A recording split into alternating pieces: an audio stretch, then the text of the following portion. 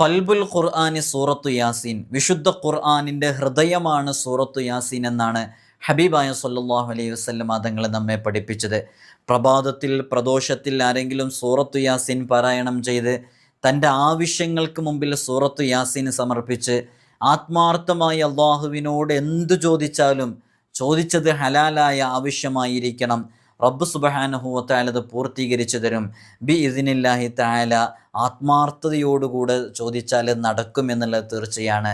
അള്ളാഹു സുബ്ഹാനഹു വ തആല നമുക്ക് തൗഫീഖ് നൽകി അനുഗ്രഹിക്കുമാറാകട്ടെ. സൂറത്തു യാസീൻ ഏത് ആവശ്യങ്ങളും നേടിയെടുക്കാനും വലിയ പവിത്രതയും മഹത്വവും ഉള്ളതായതുകൊണ്ട് തന്നെയാണ് മരണപ്പെട്ടു പോയവരുടെ പാരത്രിക ലോക ഗുണത്തിന് വേണ്ടിയിട്ട് നാം ഓതാറുള്ളത് സൂറത്തു യാസീനാണ്.